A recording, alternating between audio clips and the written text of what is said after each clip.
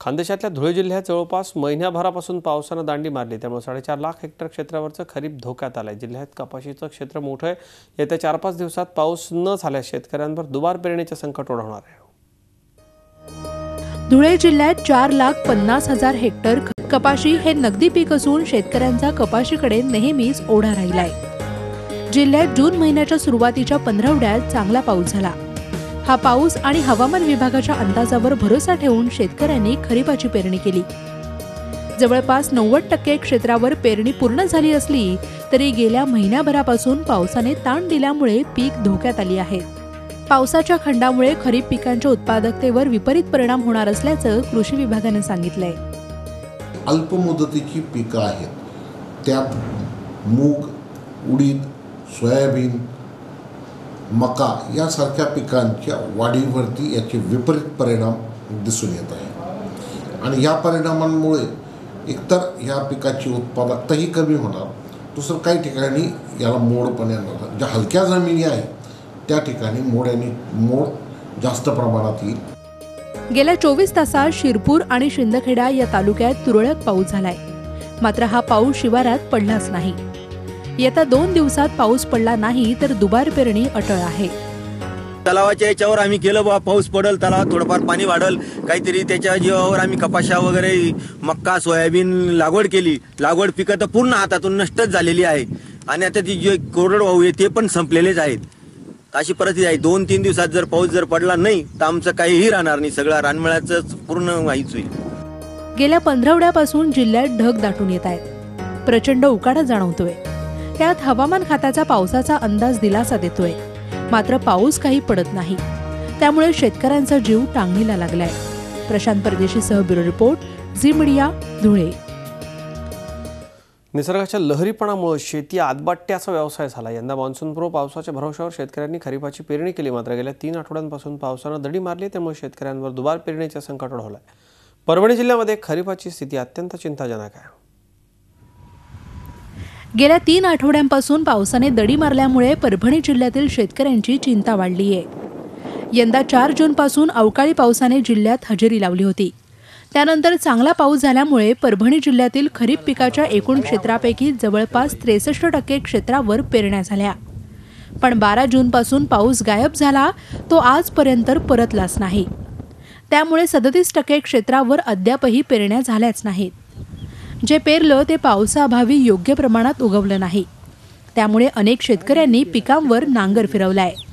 दुबार पेरणी कशी करायची? पाऊस तर पडाय रिकामा नाही। किती दिवस आता 15-20 दिवस झालं पाऊस नाही। आमच्या शेतात पेरलं, एक दाट उगवले, कुठे एक उगवलं नाही आणि 2 एकर शेती आहे आम्हाला। काय कुठे गेलं तर कुठे कर्ज भेटत नाही।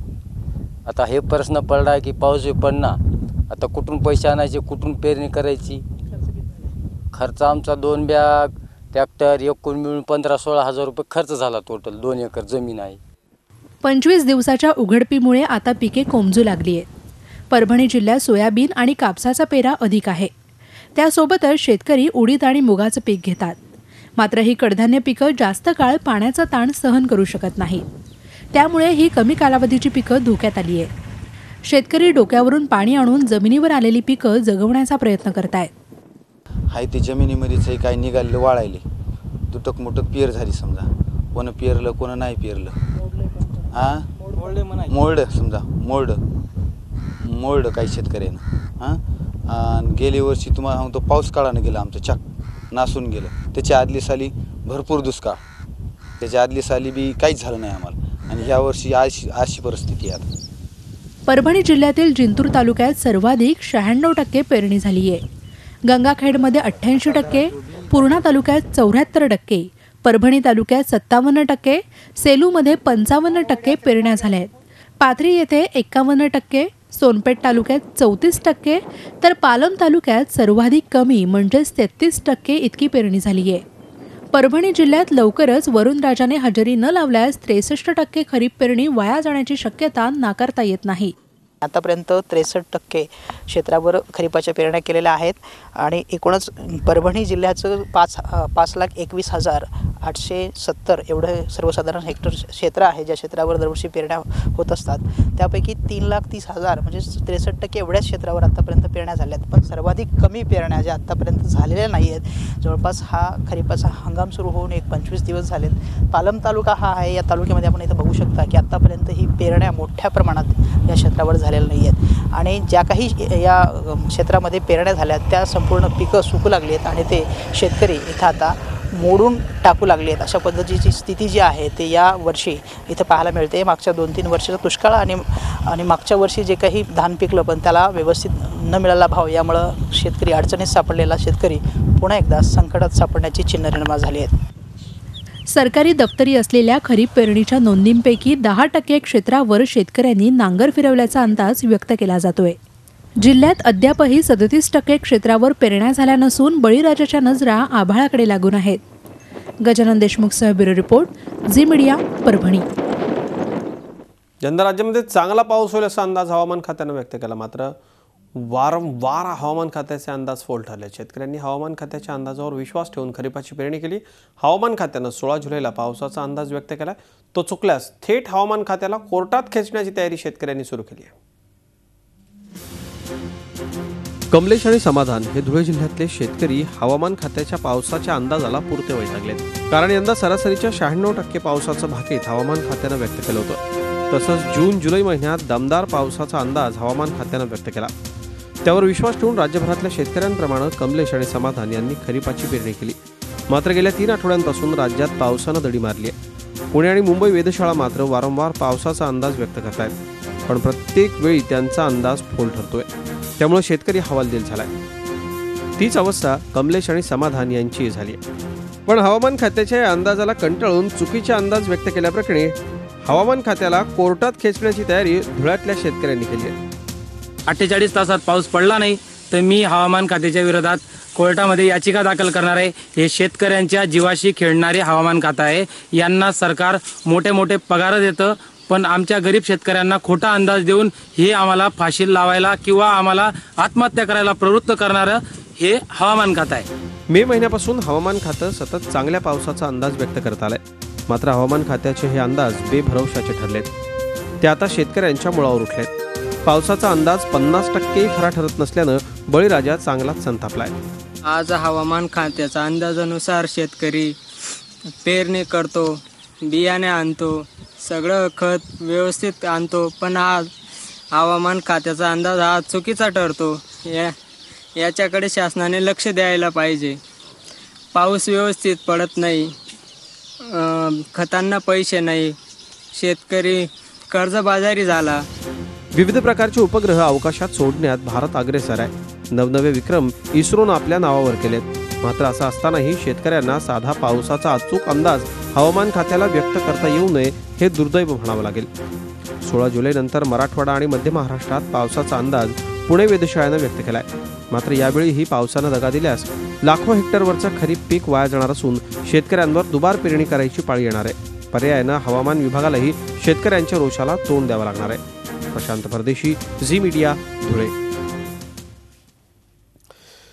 पावसानं दडी मारली असली तरी राज्यातील 7 जुलैपर्यंत सुमारे 56% पेरणी झाली. ऊस पिकासह एकूण 84.34 लाख हेक्टरवर खरीपाची पेरणी झाली आहे. विभागवार टक्केवारी आपण बघतोय पेरणीची. कोकणमध्ये 16%, नाशिक विभागात 55% पेरणी झाली आहे. पुणे विभागात 51% पेरणी झाली. कोल्हापूर विभागामध्ये 31% पेरणी झाली.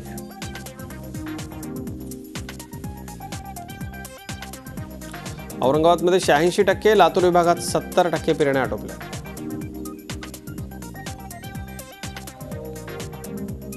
अमरावती विभागात 68% पेरणी आटोपली. नागपूर विभागामध्ये 9% पेरणी झाली.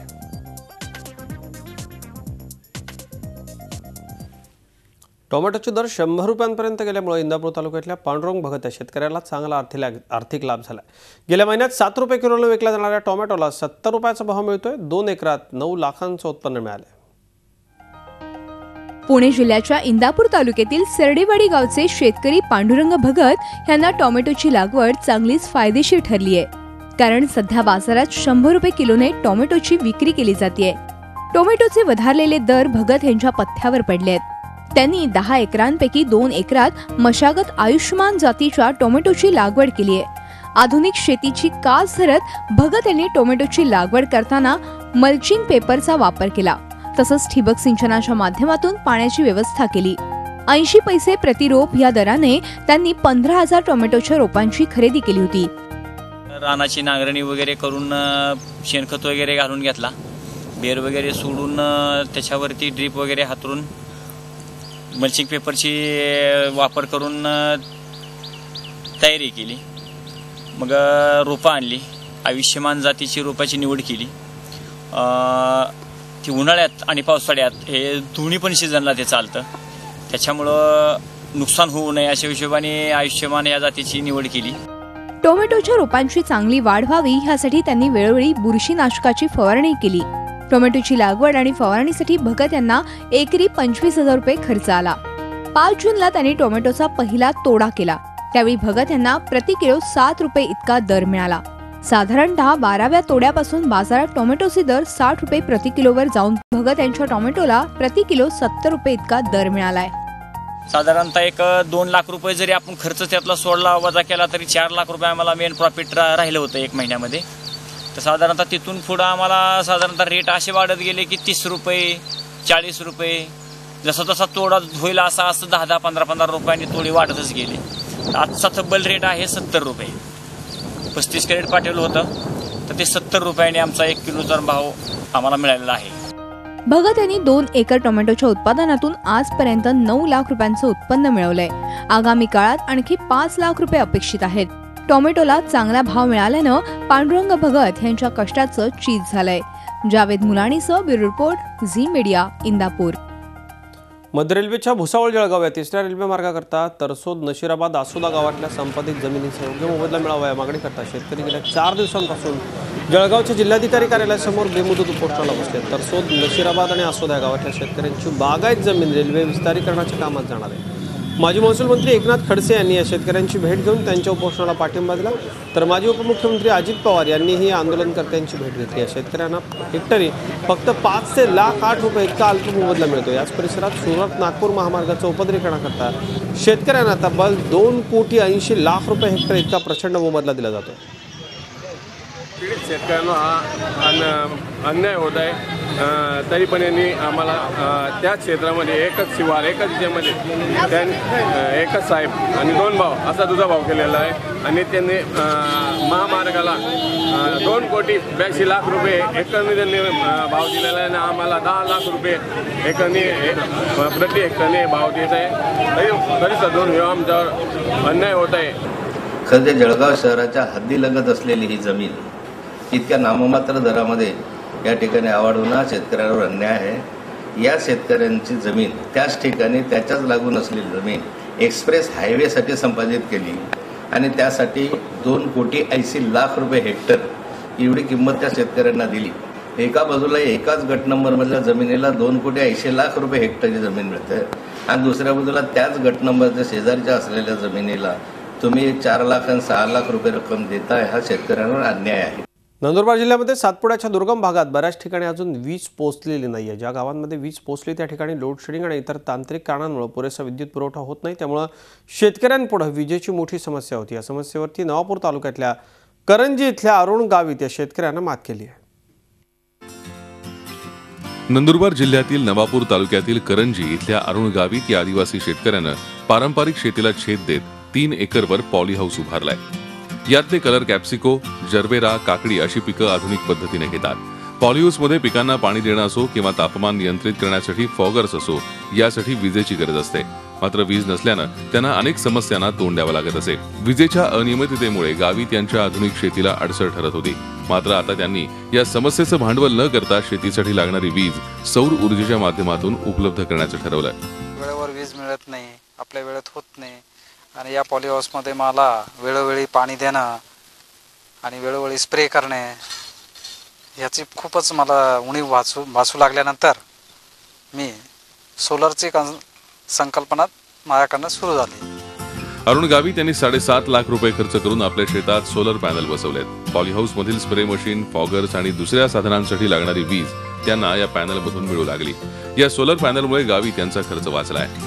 नेमकी दुपारी लाईट राहत नाही आणि त्या पिरियडमध्ये मला ह्या सोलरचं मला पुरेपूर फायदा होतोय आणि झाला आहे आणि होत आहे, सध्या तरी होत आहे.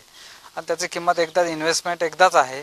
साधारण त्याचा खर्च जो आहे सोलरचे मोटरीचा हा माझा 7.5चा आहे. त्यामुळे मला साधारण 7 ते 7.5 लाखापर्यंत मला खर्च आलेला आहे.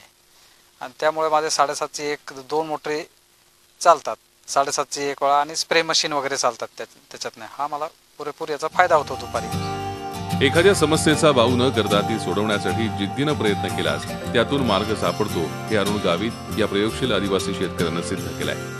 कोणी येईल आणि आपल्या समस्या सोडवेल किंवा सरकारवर सतत अवलंबून राहण्यात अर्थ नाही. संकट आणि समस्यांवर शेतकऱ्यांनी स्वतः मात करायची ठरवली तर कोणतीही गोष्ट अशक्य नाही, हेच गावित यांनी दाखवून दिलंय. प्रशांत परदेशी, झी मीडिया, नंदुरबार. शेतकरी बंधूंनो, आधुनिक शेतीची कास धरून आपण समृद्ध व्हावं याकरता वेगवेगळ्या उपक्रमांच्या माध्यमातून पीक पाणी दररोज शेतकऱ्यांच्या या यशोगाथा आपल्या समोर आणत असतात. आज पीक पाणीमध्ये इतकंच. ताज्या बातम्यांसाठी पाहत राहा 24 तास. रहा एक पाऊल पुढे.